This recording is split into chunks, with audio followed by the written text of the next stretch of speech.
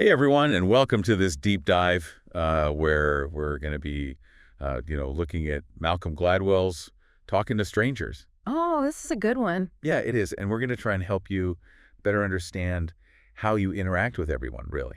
Yeah, from your colleagues at work to that person that you always see at the coffee shop but have never talked to. Exactly, or even people that you think you know really well. Oh, absolutely. How often do we get it wrong? Yeah, and what Gladwell does really well is that he shows us how often we get it wrong. So what's like the first sort of mind-blowing thing that Gladwell throws at us in this book? Well, he starts right off the bat saying that we are terrible lie detectors. Oh, come on, really? Yeah, and you might think you're pretty good at reading people, but Right. studies show that people are only slightly better than chance at detecting lies. So you're telling me it's like a coin toss, basically? Yeah, basically a coin toss, only about 54% accuracy, Wow. which isn't really saying much. No, it's not. And Gladwell calls this defaulting to truth. Defaulting to truth. Yeah, and essentially it means that our brains are kind of hardwired to assume that people are telling the truth most of the time. Which makes sense in a way, right? Because if you're constantly second-guessing everyone you meet, you'd never get anything done. Right, it would just be exhausting. Yeah, but what about those times when people are lying? Like really seriously lying? Well, that's where it gets really interesting because he uses the example of Bernie Madoff. Oh, Bernie Madoff. Yeah, so, he ran this massive Ponzi scheme for decades, and he fooled everybody, like seasoned investors to government agencies. I mean, how is that even possible? And what's so fascinating is that even those who had reason to be suspicious often just dismiss their doubts. It's like they just couldn't accept that it could actually be happening, right? Right, and even when evidence suggests that we should be skeptical, we tend to look for information that confirms our beliefs. So defaulting to truth, it can be helpful in some situations, but it leaves us wide open to being tricked. Exactly. So if we can't rely on our gut feelings to spot a liar, what about facial expressions? Yes, the classic tell. Yeah, like we all think we can spot a fake smile a mile away, right? Well, you'd think so, but Gladwell debunks that myth too. What, you mean we can't rely on facial expressions either? Not as much as we think, anyway. So all that stuff about, reading the room, it's basically bogus. Not completely, but it's definitely not as reliable as we think it is. So what does Gladwell say about facial expressions? Well, he talks about a study where researchers, they put people in situations that were designed to elicit surprise, right? Like Yeah. you'd expect to see a lot of wide eyes and dropped jaws. Of course. But you know what?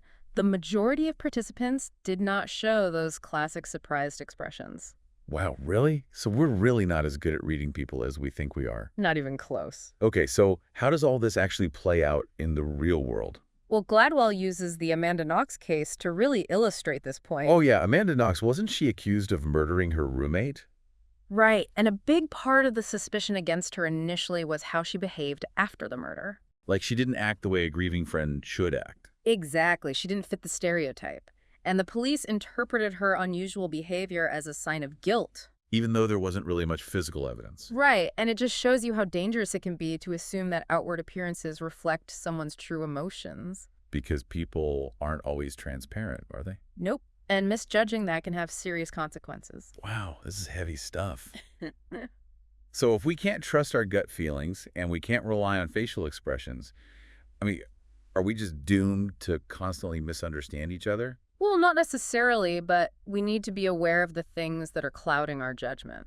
Okay, so what kind of things? Well, for starters, alcohol. Alcohol. Okay, now how does alcohol fit into all of this? Well, Gladwell really gets into the whole issue of consent, and he uses the Brock Turner case as a starting point.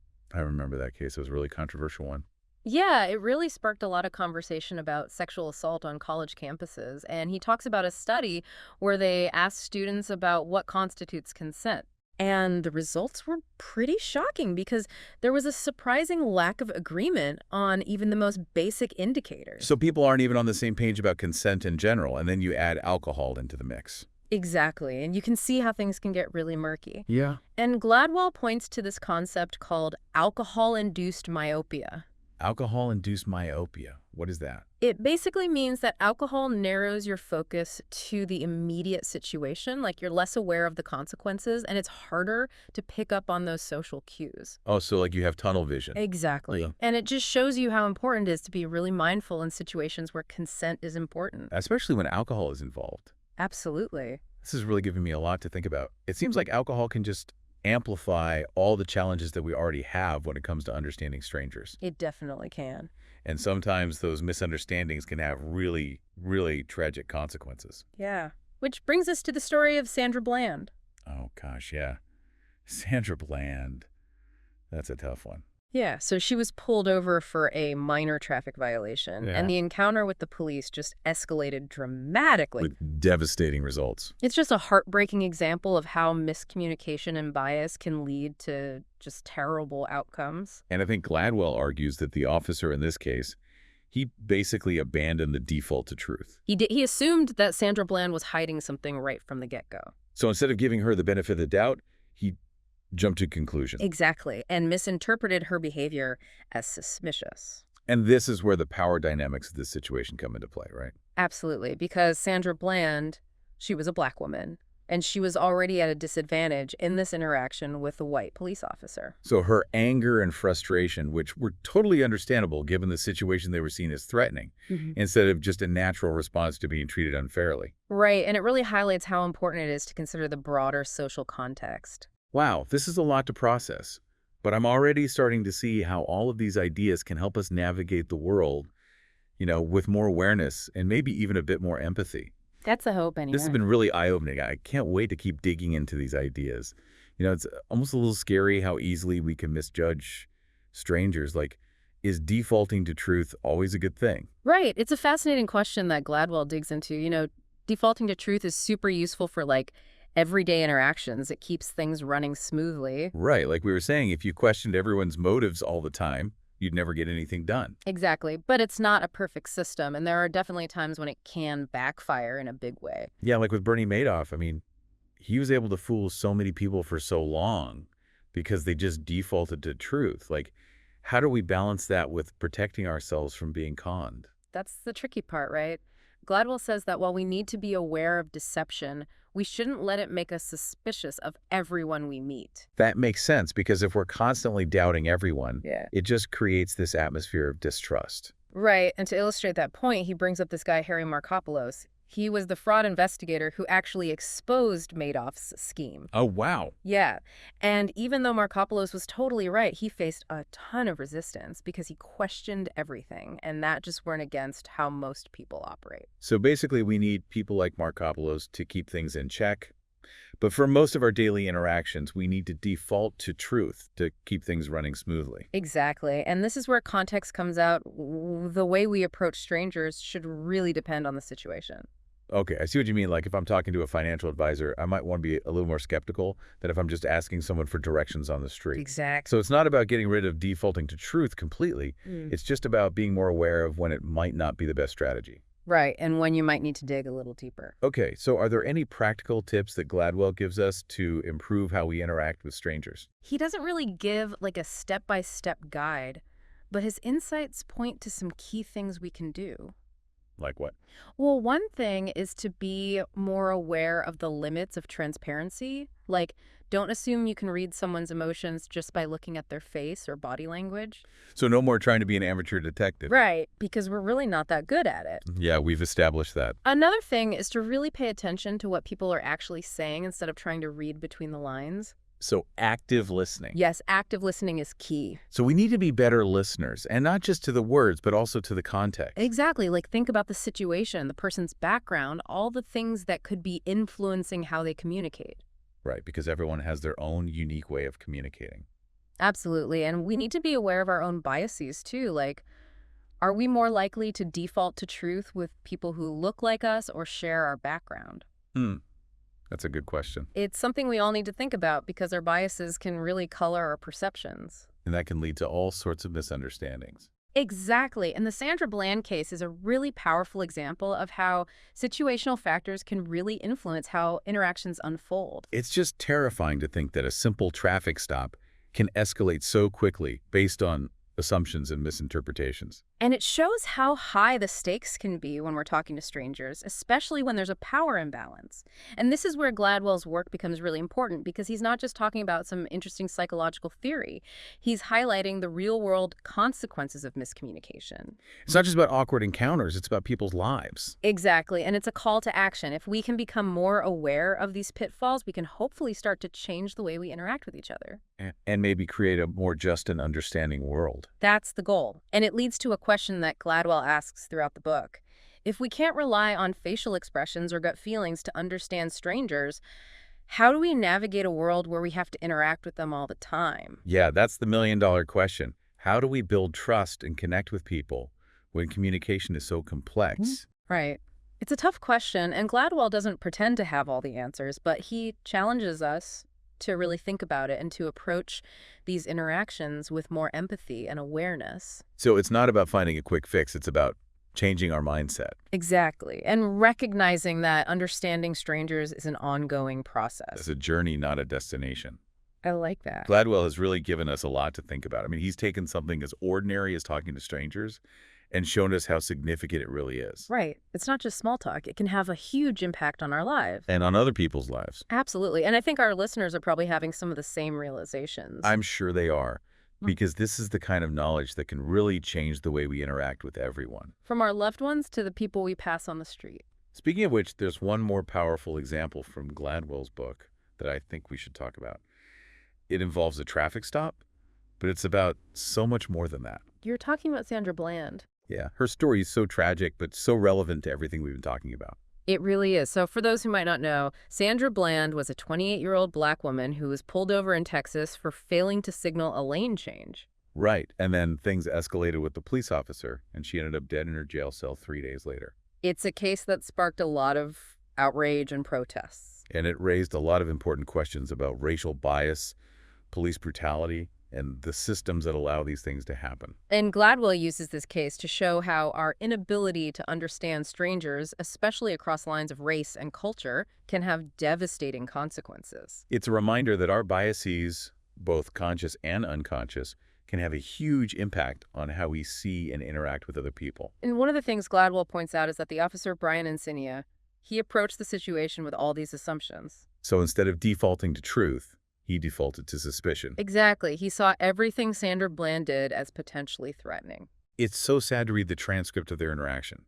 You can see how Encinia's misinterpretations just turned a routine traffic stop into this huge confrontation. And Gladwell says that Encinia totally misread Bland's demeanor, her frustration and anger, which were understandable given the circumstances were seen as aggression and defiance. And it all comes back to transparency or the lack of it. We can't assume that someone's outward behavior reflects what they're feeling inside, especially in a stressful situation. Exactly what looks like defiance to one person could just be fear or frustration to another. And in Sandra Bland's case, those misjudgments had tragic consequences. It's a stark reminder that we need to find better ways to understand strangers. If we can't rely on our gut feelings or what we see on the surface, what can we use? That's the big question. How do we approach these interactions with more empathy and awareness? That's what we're going to explore as we continue our deep dive into talking to strangers. I don't know about you, but I'm starting to see miscommunication everywhere. Right. It's like this whole hidden world we never noticed before. And it makes you wonder if we can't rely on gut feelings or, people's outward behavior. What can we use to understand strangers? Yeah, Gladwell spends a lot of time on that, and he argues that we need to develop a whole new approach. One that's more about, humility and curiosity. Less about judging and more about trying to understand. Exactly. And being willing to admit that we might be wrong. Which is hard. It is. It's so much easier to just stick with our initial impressions. So how do we actually do that? How do we move away from those snap judgments? Well, it starts with recognizing that our default to truth isn't foolproof. Right. Just because we assume the best in people doesn't mean they're always going to live up to that. Exactly. And we need to be aware of the situations where a little bit of healthy skepticism might be warranted. So basically, be a little more cautious. Yeah, especially when there's a lot at stake. Okay, so let's say we manage to control that impulse to default to truth. We still have to figure out how to deal with transparency, or rather the lack of it. Right, because we can't always know what's going on inside someone's head. So how do we make sense of their actions when we don't know what their intentions are?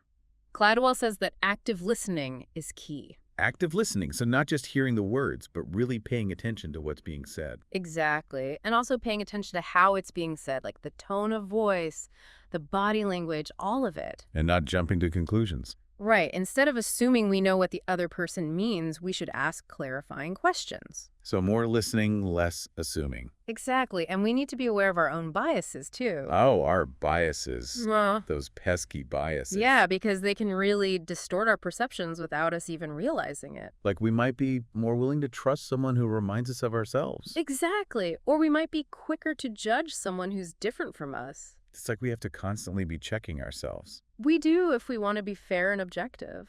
This is making me realize that understanding strangers isn't just about learning some techniques. It's like a whole new way of seeing the world. It is. It's about shifting our perspective from judgment to curiosity. So instead of trying to put people into neat little boxes, We try to understand where they're coming from. I like that, but it sounds like a lot of work. It is, but it's worth it because it can lead to some really meaningful connections. So even though our brains are kind of wired for misjudgment, Gladwell says we're also capable of empathy and understanding. We are, and I think that's what makes this whole discussion so hopeful. It's not all doom and gloom. So there's potential for connection, even in the midst of all this complexity? There is, and that's really the takeaway from this deep dive. Talking to strangers is hard, No doubt about it. but it's also essential to who we are as human beings. And if we can approach those interactions with humility and a willingness to learn, We might just be able to create a world where understanding is the norm. that's a world I want to live in. Me too. And I think that's a great place to wrap up our deep dive into talking to strangers. This has been an amazing conversation. I feel like I've learned so much. Me too. And I hope our listeners feel the same way. We've covered a lot of ground, but this is really just the beginning. Yeah, this is an ongoing conversation, and Gladwell's book is a great starting point. So to our listeners, we encourage you to keep exploring these ideas. Challenge your assumptions. Listen with an open mind, and don't be afraid to connect with someone new. Because every interaction is a chance to learn and grow. And you never know who you might meet. Thanks for joining us on this deep dive. Until next time, keep those conversations going.